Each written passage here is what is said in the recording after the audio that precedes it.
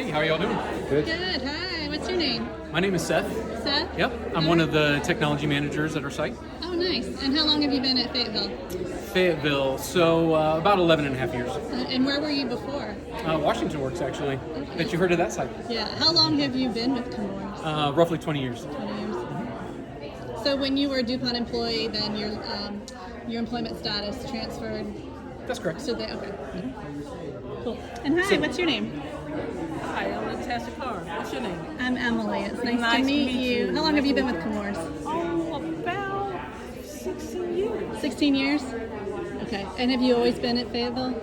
No, Where else have you been? I beg your pardon. Where else were you located before? We have facilities in Texas and Arkansas that I worked at. Thank you. You're welcome.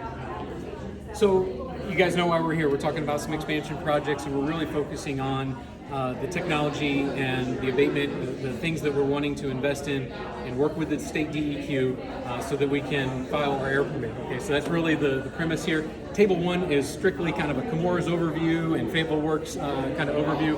So I'm going to kind of focus on that content, but certainly I'll as we're kind of moving through, we've got time, I'll field any questions that I'm able to answer.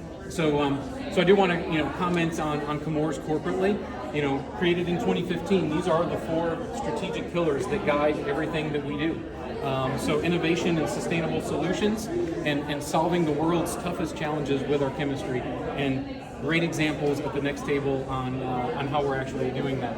And again, we want to do that with responsible chemistry and responsible manufacture. I think this is this is core, right? This is why we're here. This is why we're having community meetings. That's why we know there's concern, and so we want to make sure that we're getting that message out there. And we'll talk about Fayetteville specifically. Again, these are just corporate, high-level targets and goals here.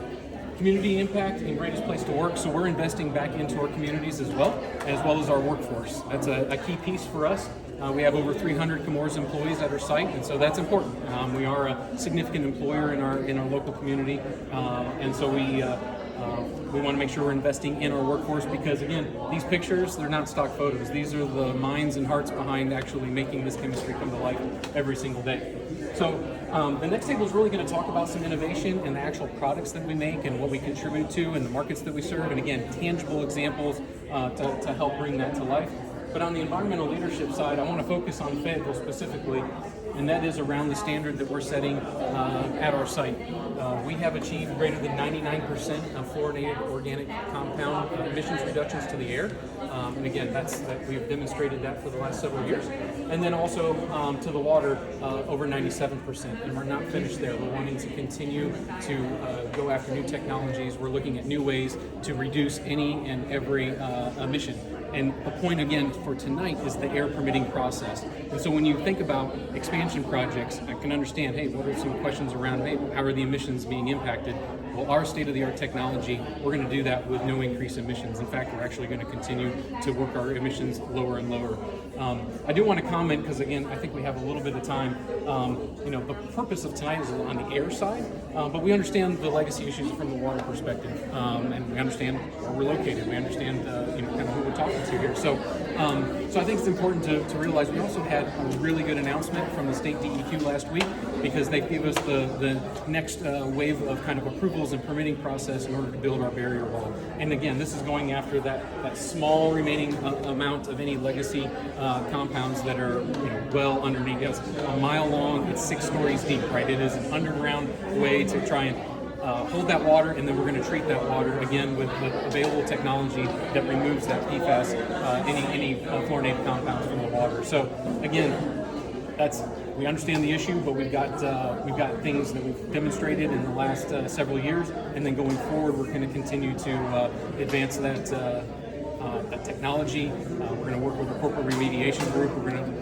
work with whoever's willing to work with us. Another example is our local Bladen community, Bladen County community that we work with. A large percentage of our workforce actually lives there, and that community and the county commissioners were willing to work with us, and yes, we've actually put in 2 new wells with them because they were willing to partner with us. And so anyone that's willing to partner with us, we're willing to work with them. And again, that's kind of just how, in my opinion, we are setting that new standard for North Carolina. So I'll kind of pause there because this is really just kind of high level, and I want to make sure you guys have opportunities to talk to the other tables and what we have here. Can I ask where you live? Where do I live? Right near the plant, the Grace Creek area. What? Can you talk more about number 3? Like, what does that look like in practice? Yeah, so I kind of, all over the place here. We've got a number of different bullets up here I didn't read to you guys. So I mentioned the kind of the significance of the employment. It's an important piece of our community. If we're maintaining quality jobs, then that money actually funnels right back into the community. So again, that breathes life into the local business. So I'll just kind of mention that. But then also from a grant perspective, we've got scholarships, we're science companies, so we're investing in STEM scholarships, STEM education in local schools. We're giving back into emergency response groups and that sort of thing. So it goes beyond kind of just the tangible dollar. Our team members volunteer countless hours through United Way.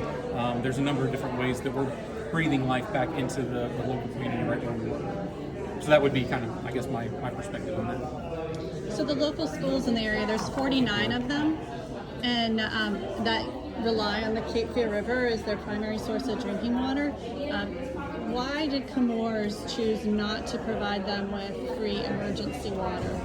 So I can't really speak to that. That's not my expertise. I'm a manufacturing guy, so I'll kind of say that up front. But I know that there were a number of schools that we did supply in the local Grace Creek community. You also have to think about upstream. We're focused on our chemistry. So where our plant is located, and you guys are, I'm sure, well versed, and you'll see some models and some maps on a few tables.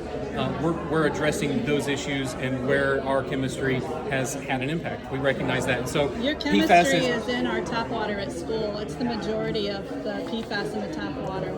But there's really no evidence that it's coming from us. Again, PFAS is a large family of chemicals. It's your specific Chemours PFAS. We track it. It's in the tap water in the schools. 49 of them down here.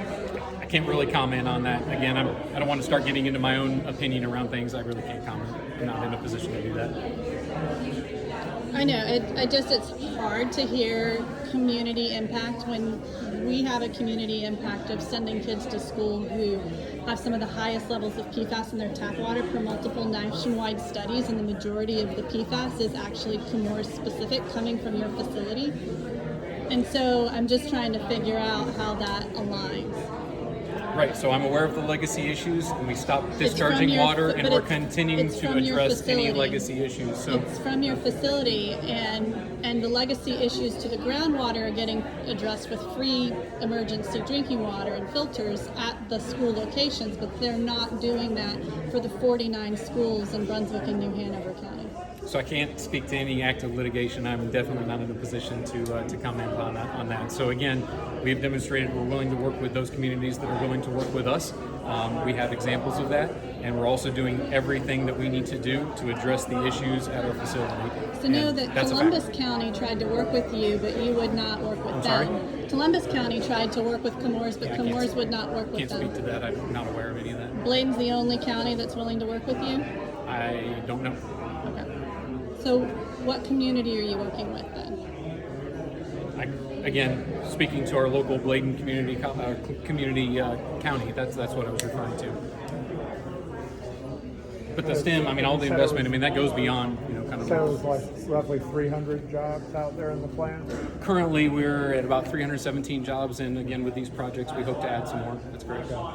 I think our next station is available, so I want to make sure you guys hear about our products. Thank you. Thank you. Yep, appreciate it. Are you double dipping? You want to hear that?